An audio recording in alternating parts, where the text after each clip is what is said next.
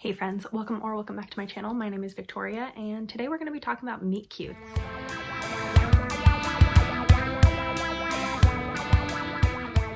I am going to be talking about some of my favorite meet cutes in romance, so the moment when the main characters first interact, I guess.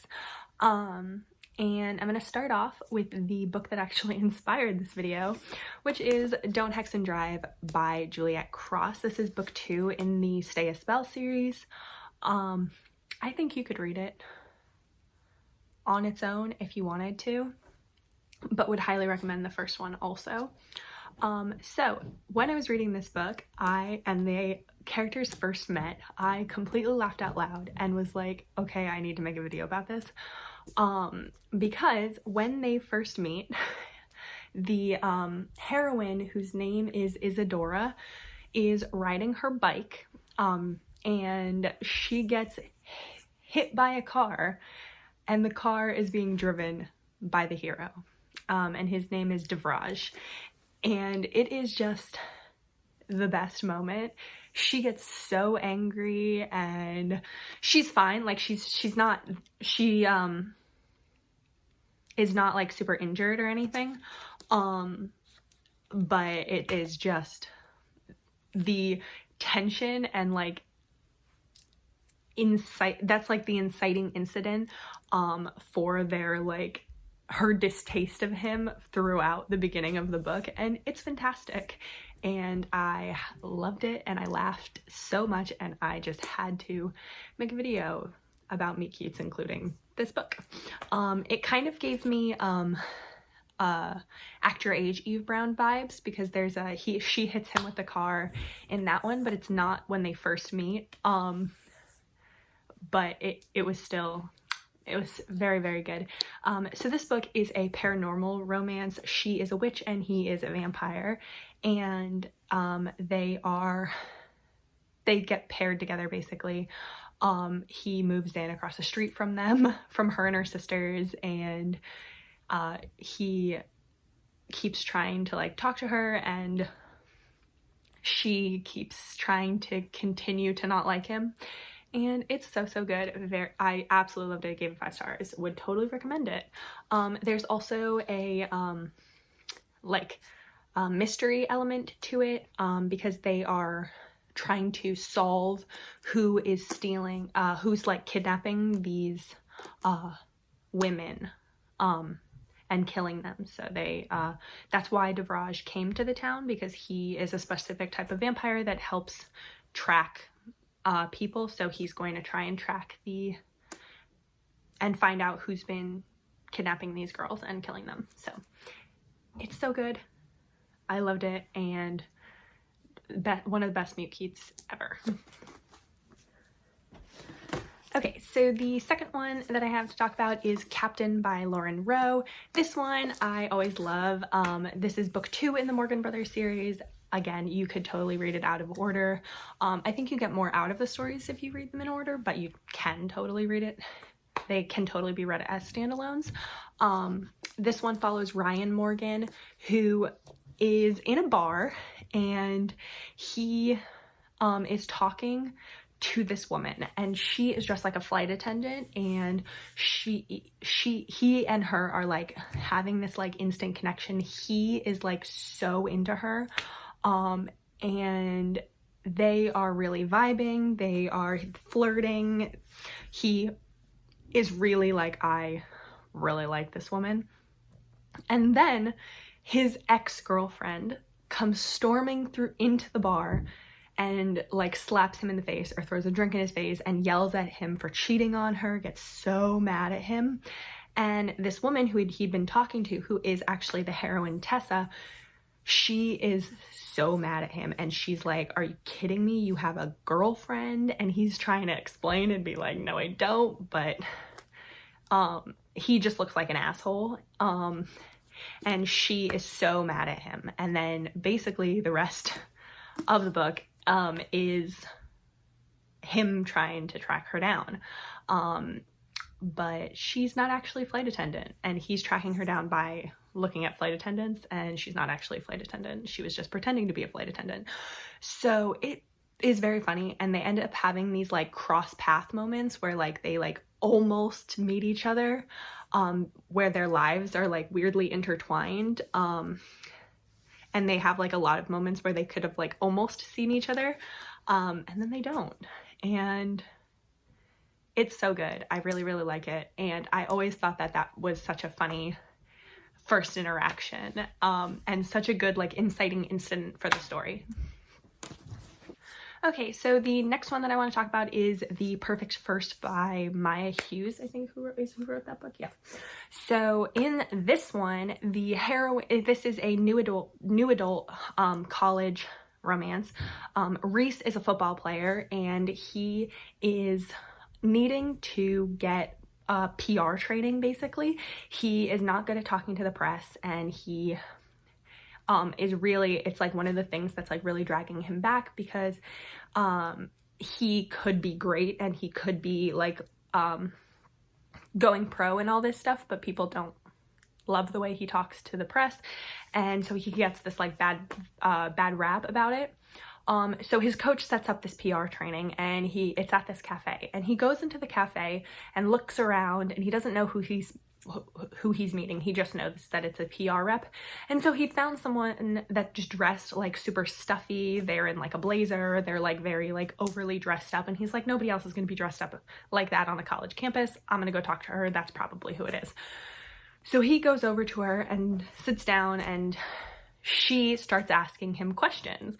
But the questions that she starts asking him are like things like, how many sexual partners have you had, and how big is your dick, and very like personal sexual questions. And he's so taken aback, and he's like, wait, like reporters are gonna ask me these questions? And it ends up being this very funny misunderstanding where the girl that he's talking to is actually a college student, a student at the same college as him, who is interviewing people to take her virginity. She is sick of being a virgin. She is, she's a genius, and she hasn't really had like a normal college life, a normal social life, and she really wants to. And so she decided to take it upon herself to find a man to take her virginity. And she is interviewing candidates, and he is like, you're doing what? And they end up developing like a bond and like a friendship where he helps her cross off all of her like college bucket list things in like a safe way. And it is very funny, and I loved it. Such a good book. Next one is The Alpha and His King by Kiki Clark. This is a paranormal werewolf romance. And this one, the meet cute starts when Alpha of a pack, Rick, finds out that one of his pack members had been betraying him, had been stealing from him. And so he goes over there to punish him. And he ends up hearing something in his shed while he's got the traitor like tied up, and he goes over to the shed, and before he has a chance to open it, this guy comes flying out of the shed with a rake, like attacking him, and attacking anyone around them. And Rick is like, what the fuck? And it turns out that this traitor had children that he was basically abusing, and he made them live in the shed and like wouldn't give them anything. They had nothing. They were starving. They were incredibly mistreated. And it ends up being a romance between Rick and Kai, who is the one that was flying with the rake, who is the oldest one of these siblings. He's like 18 or 19. Then the next one is Danger Zone by Brooke Blaine and Ella Frank. This is the first one in a 3-book series. So this one does not end in an HEA. The 3 books are all very short, so you could kind of, I read them one after the other, kind of like a giant, like 700, 800 page book. so they're all like quite short. But this one does not end in an HEA, just so you know. The series ends in an HEA, but this one doesn't. So this one is another MM romance, and it has to do with military pilots.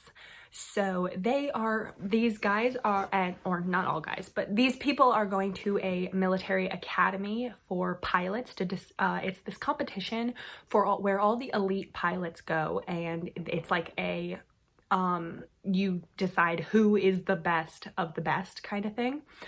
And then you get to choose your mission, and you get all these like accolades and rewards and stuff from winning this competition. But basically it's the best of the best pilots go to this sort of school, and they have to do like training ops that are also competitions. So the book starts with the two men who are named Panther and Solo. They have their call signs, are at a gay bar. And Solo is out gay in the military. Panther is not. And they don't know each other yet. And they're at this gay bar the day before their training is supposed to start. Or the day before this competition is supposed to start. And they are making eyes at each other, and they start flirting, and they come, Panther kind of comes over to Solo, and they start making out, and Solo's like, wow, this is great, we're gonna go have sex. And Panther like touches Solo's chest like right here, and is able to feel his dog tags through his shirt, and it like gives Panther this like cold shower that he needed, because Panther does not hook up with people in the military because he is closeted. So he's like, if I hook up with somebody in the military, they're gonna find out that I'm gay, and the military is gonna find out that I'm gay. So he doesn't hook up with anyone with military connections. So when he feels Solo's dog tags, he's like, absolutely not, bye. And Solo is left with like blue balls, being like, what the fuck just happened?